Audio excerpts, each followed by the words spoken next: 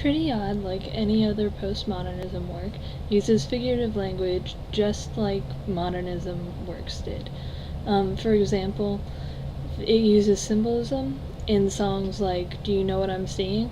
That mentions clouds that are marching, and clouds usually symbolize something oppressive or possibly ominous, and in this case, the clouds are meant to symbolize the government.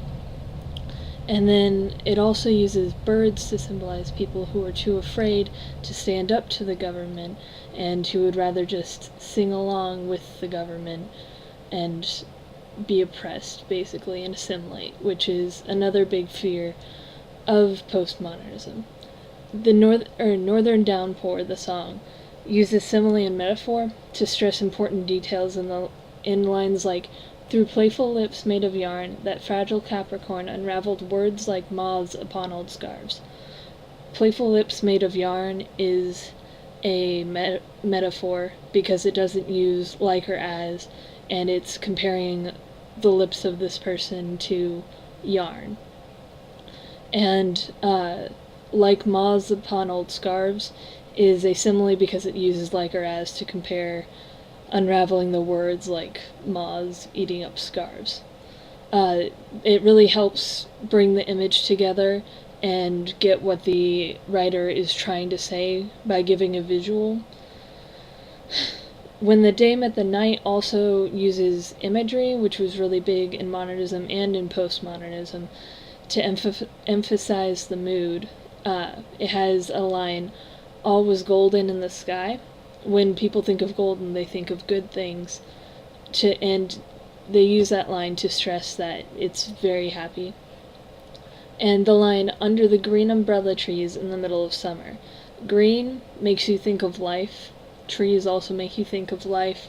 And summer is a time where it's warm outside and everything's in bloom. The grass is growing, the trees are green. It's nice. And it also makes you think of life. Another aspect of postmodernism is that it has a lot of multiple meanings, ideas, and worlds, sometimes even versions, within one single story. For Pretty Odd, when the day met the night, it could be interpreted two different ways. The way the text is set up, you aren't sure if the guy is the moon or the sun, or if the girl is the moon or the sun, because it says, when the sun found the moon, she was drinking tea in a garden. It's not really set up in a way that you're sure which one is the girl or the boy, and that ends up making two different versions of the song, where the sun is the boy or the moon is the boy or whatever. The song She Had the World has the line, because when I look in her eyes, I just see the sky. The sky has a lot of symbolism behind it, which I'm not going to go into, which means it could be interpreted a lot of different ways. It could be interpreted as something good, it can be interpreted as something bad, which means that line has several different meanings to it, which changes the entire song. And also in the song That Green Gentleman, parentheses, things have changed, it has an ambiguous meaning when you just listen to it, not when you read the lyrics, because the line goes, everybody gets there, and everybody gets their way. And with the difference in the meanings when there, as in THERE, as in a place, is used, and there, as in the possessive pronoun, the difference can make a lot of difference. So that makes Pretty Odd fit in with the ambiguity aspect of postmodernism.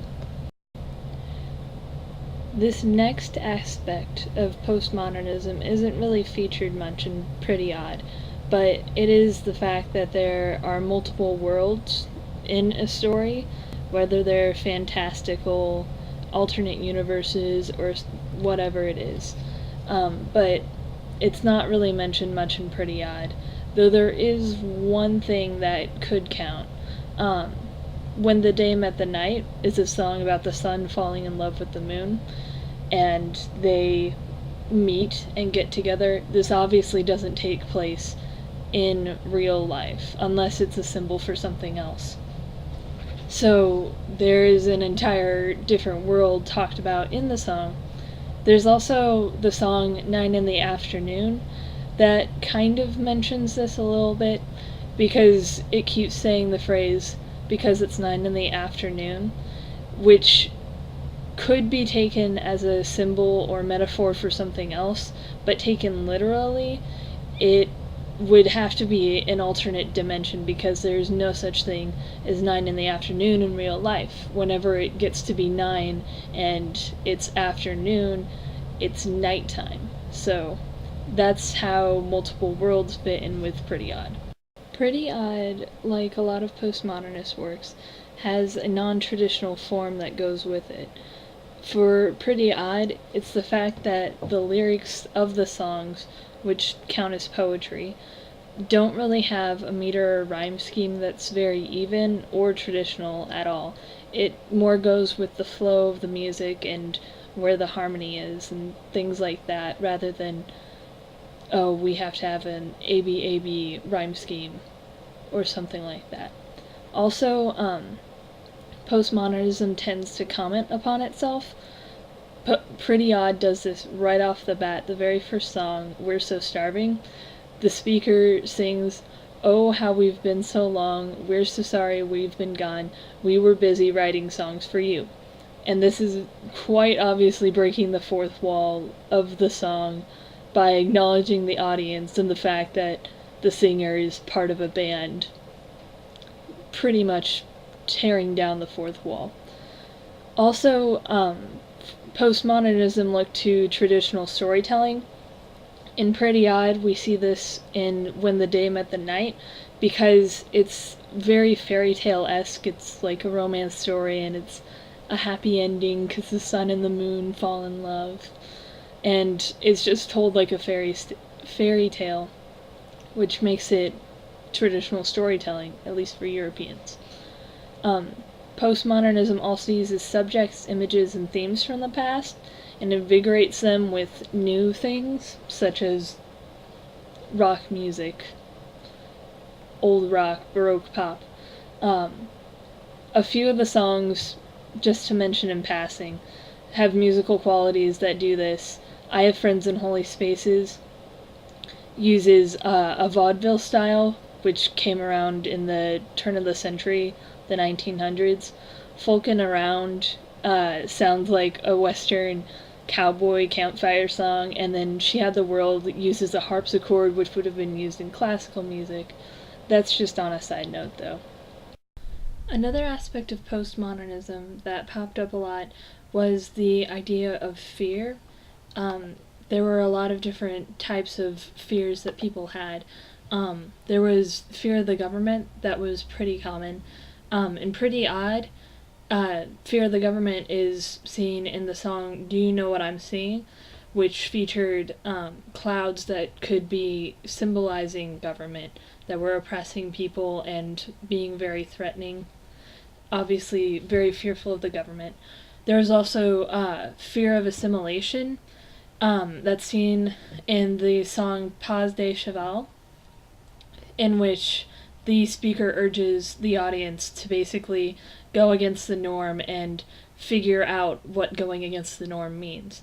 There is also, in Pretty Odd, there is only a little bit of this, but in postmodernism works, there's also a lot of fear of the end of the world, because people feel with everything that's been going on in the past 100 years that the apocalypse has to be close, and people are predicting the end of the world every single day. There's stuff like the 2012 Doomsday event. There was a couple weeks ago, the end of the world was supposed to happen then as well. All the time. And in Pretty Odd, in 9 in the Afternoon, there's just one little line. It says it's just the end of the world, but I figure it's big enough to give a nod to it. Postmodernism also talks about religion, though not as much as other literary movements addressed it. It kind of is indifferent to religion, but it is mentioned once in Pretty Odd with the song Behind the Sea and the line, "We're all too small to talk to God," so there's at least a little mention, but for the most part, religion does not play a big part in postmodernism.